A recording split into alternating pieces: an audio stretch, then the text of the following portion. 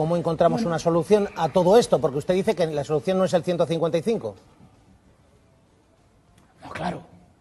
El 155 es un golpe de Estado.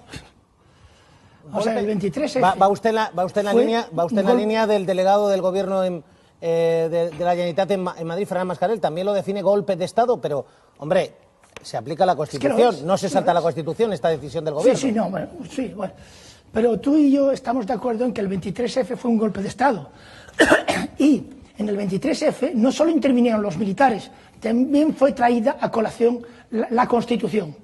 Por tanto, estamos presenciando un golpe, al igual que el del 23F, un golpe propiciado por el monarca, Juan Carlos en su día, Felipe ahora, porque evidentemente si el monarca, en lugar de dictarle la hoja de ruta al señor Rajoy, hubiera intentado mediar, que para eso se le paga y bien, pues no habría habido 155.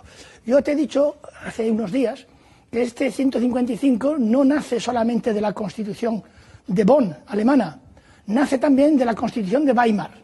Y la Constitución de Weimar, que Hitler no deroga, Hitler la utilizó para aplicar una política de dictadura y de excepción. Y esa es la famosa ley de abril de 1933 sobre comisarios del Reich, que permite a Hitler destituir parlamentos autonómicos, gobiernos autonómicos, jueces y funcionarios. Si nos suena, es evidente que hay un gran paralelismo, y en lugar de intentar negociar, que era lo que tanto costaba aplazar, por ejemplo, una propuesta de aplazar, por ejemplo, el referéndum un año o dos, en tanto se reformaba la Constitución, en lugar de seguir la vieja práctica española centralista de para tener paz cada 30 años hay que bombardear Barcelona. Jorge, profesor, entonces lo que me estás planteando es, tu planteamiento es un referéndum en 1, 2, 3 años y en ese tiempo llevar a cabo un proceso de reforma profunda de la Constitución del 78? Sí, exactamente. Pero es que eso no se ha propuesto. O sea, es increíble.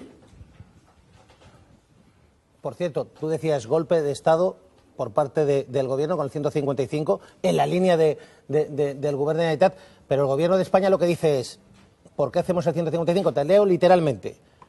Tenemos que afrontar la desobediencia rebelde, sistemática y consciente de la Generalitat. Y desobediencia a la ley y a la Constitución está ahí. Supongamos que la desobediencia sea general en Cataluña.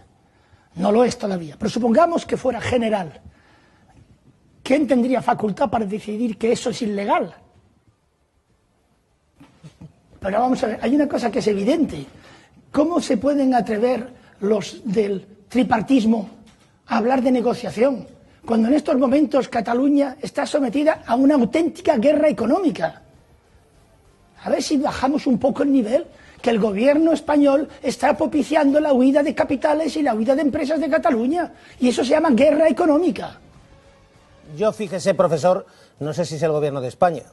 Yo creo que son los fondos de inversión y son los accionistas y es la inseguridad. Sí, claro.